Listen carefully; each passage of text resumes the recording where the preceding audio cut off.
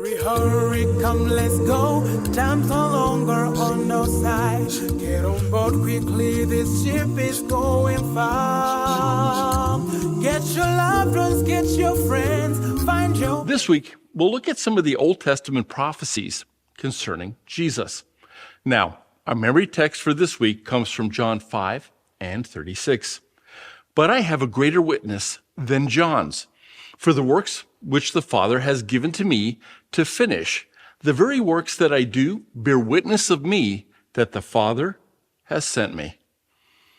In the book Ben-Hur had been imprisoned by the Romans for a crime he hadn't committed.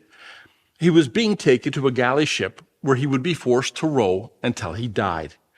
He was tired and thirsty and had dropped to the ground from exhaustion. He cried out, "God, help me."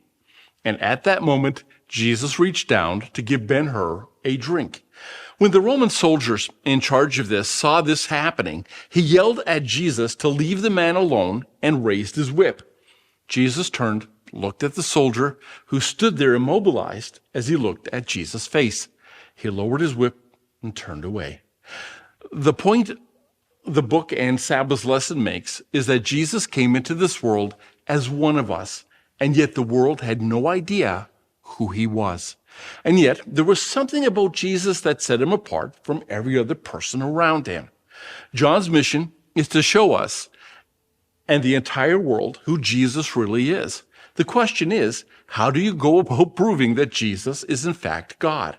You see, John's not trying to persuade you to believe in some general notion about Jesus, notions such as he was a good man, a great teacher, or even a prophet of God. As Sunday's lesson points out, John wants you to believe specifically that Jesus is God in human flesh. Please don't miss this. You cannot call Jesus a good man, nor can you call him a wise rabbi or a great prophet or a great teacher. John does not give you permission to do that.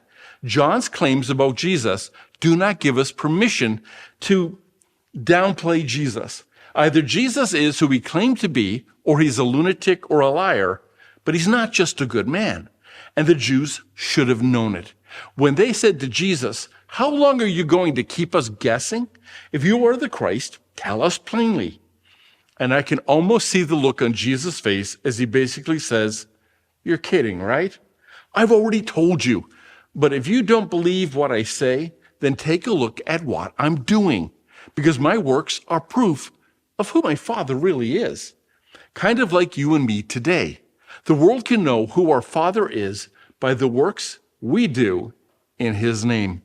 I'd like to ask, how often would you read a book that was written hundreds to thousands of years ago, and what that book talked about was you, but it's you in the future?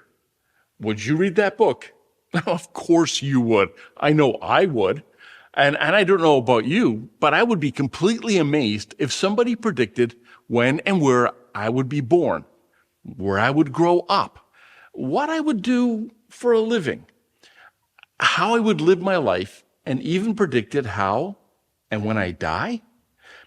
And it even predicts that not only would I die, but I would come back to life. Now imagine if they wrote that kind of book about you. Because for Jesus, the Bible was exactly that kind of book. In the Bible, there are some 322 prophecies concerning the Messiah. The fact that one man, hundreds of years later, would fulfill all 322 prophecies is mathematically impossible. In other words, it just doesn't happen every day. And this book isn't just any book. It's God's book, which means that if you're a good Jew, you know that what is written in this book is going to be true. But not only are the prophecies about Jesus, but the entire book is about Jesus.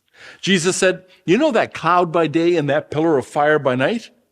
That was me. You remember the angel of the Lord that met with Abraham out in the desert? Oh, that was me. The guy at the top of Jacob's ladder? Me. And when Moses lifted up that cross and that serpent in the wilderness? That too was me." Jesus could sit you down, and from Genesis to Malachi, he could show you how everything in the Bible pointed to him. And I think this is why the Bible is one of the most hated books on the planet. Not because it calls out our sin or because it calls us to live moral and righteous lives or because it shines light on our darkness, and it does do all of that. But I believe that the reason the Bible is hated is because it is still the best revelation of who Jesus is. And the one thing Satan does not want you or anyone else to know is just how amazing Jesus truly is. But hey, it's in the book. I once asked a group of people what was the best way to win an argument. And one person said, you can't, because nobody wins an argument. And they were right. Nobody wins an argument.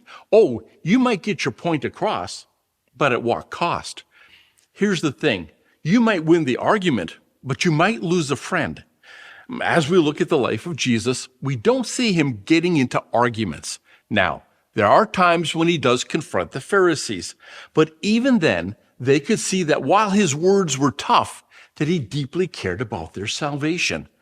Now, I can't help but wonder how many arguments could be avoided in the church if we simply took the time to make sure the other person knew that we love them. I think that would go a long way to avoiding fights and arguments. Okay, so we want to avoid fights and arguments, and I can think we all agree on that. So what do you do when you differ with somebody about what the Bible has to say, especially about Jesus? Can I suggest you do what Jesus did? First, stay calm. The moment you become angry or upset, people stop listening to each other. And that brings me to the second thing Jesus did. He always took the time to listen to what people really had to say. People know that they matter to you when you drop what you're doing and you take the time to listen. Something else Jesus did was that he asked questions. Jesus didn't accuse people or label them or attack their character because they differed with him. What Jesus did was that he asked questions. Questions are a great tool to help clarify what it was that people really believed. Once people believe that you really listen to them, to what they had to say, they're more likely to listen to what, you have to say. This is the one thing I wish more people would do. Instead of judging and condemning others who don't think or act like we do, ask them questions. Ask them why they think and behave the way they do. You might be surprised by what you hear. And lastly, Jesus always took people back to the Bible. Think about this. Jesus is greater than the Bible. I mean, you know this, right? He is the source of all truth. He inspired the Bible. He could have simply asked and said, take it on my authority. After all, I'm God. But he did the one thing that even the religious leaders couldn't argue with, and that was the Bible. Everything we need for truth is right there in the Bible. So if Jesus tells us the Bible contains truth, then maybe we should read it as often as we can and let it tell us what to believe. I'm not sure if you caught this in today's lesson, but it impressed upon me how impossible it would be for one person to fulfill all 322 Bible prophecies about the Messiah. The author asks us to imagine filling an area the size of Texas with coins 60 meters high. Then you take one coin and you paint it pink. Then after mixing up all the coins, you blindfold a person. Then give that person one chance to pick the pink coin. What are the odds with one pick that he or she would find the pink coin? The odds are mathematically impossible. Now here's the thing. Nobody today questions the fact that Jesus was a very real person who lived some 2,000 years ago. Even our Jewish and Muslim friends admit that Jesus was an actual person. The Quran goes so far as to say that Jesus was a holy man and that he will return to earth a second time. Both groups stop, however, at calling him God or acknowledging that he died and rose again. Now, I can understand why our Muslim friends do not accept the authority of the Bible, but the Jews, they have no excuse. For example, a friend of mine who happens to be a pastor was talking to his rabbi friend about the Messiah. He asked the rabbi how many prophecies there were in the Old Testament about the Messiah. The rabbi said close to 300. My friend said, well, there are actually some 322 prophecies. The rabbi admitted he was right. So my friend said, how about you and I read all of those prophecies together? I'll read one, and then you read one, and at the end, I will ask you just this one question. Does all of this remind you of someone you might have heard about? Please don't miss this. The Jewish leaders of today know that there are 322 prophecies in the Bible concerning the Messiah. And the Jewish leaders of Jesus' day, they knew the same thing. As a matter of fact, some, if not most of them, would have memorized all those prophecies. And if you go to your lesson for this week and you compare some of those Old Testament prophecies with what the gospel writers tell us about the life of Jesus, you will have to come to the same conclusion about Jesus that Philip did in John 1:45. We have found the very person Moses and the prophets wrote about. His name is Jesus, the son of Joseph from Nazareth. And folks, if you read the word, you come away with Jesus is God, and he became one of us. One summer day in 1969, a man was sitting on the lawn at the UCLA campus reading his Bible. He was approached by a barefooted young man who came up and they started a conversation. He eventually asked the young man what his name was, and the young man replied, "My name is Thomas." Now, that's a common enough name, of course. But then, with all sincerity, this fellow said that he was none other than the Apostle Thomas. The one who had first doubted Christ's resurrection.